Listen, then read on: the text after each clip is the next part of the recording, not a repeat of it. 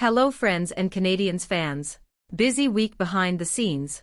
Gorton appeared again to come to the players' defense. Check if you are already subscribed to our channel, so you don't miss any updates we publish here. The Montreal Canadiens surprised a lot of people when they chose Juraj Slafkovsky with the first overall pick in the 2022 NHL draft. It was not that he came out of nowhere, he was ranked quite high by everyone, but the consensus pick at the time seemed to be center Shane Wright.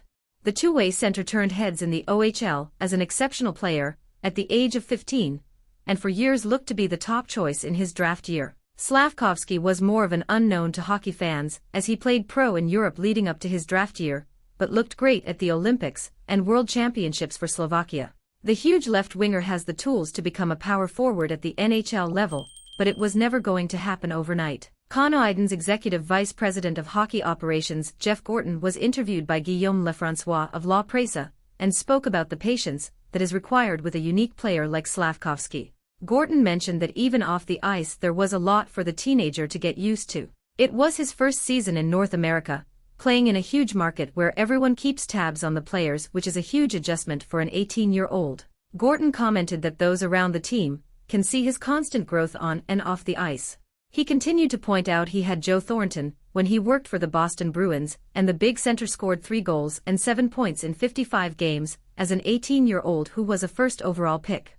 Indeed, Slafkovsky did have better numbers as he scored 10 points in 39 games last season, but Thornton quickly jumped to 41 points in 81 games, so we would need to see some immediate scoring from Slafkovsky this season for that comparison to hold up. Gorton also interestingly pointed out that a stint in Laval is not in the team's plans right now as they want him to continue progressing at the NHL level. So don't expect a demotion for Slafkovsky this season unless he really struggles to begin the season.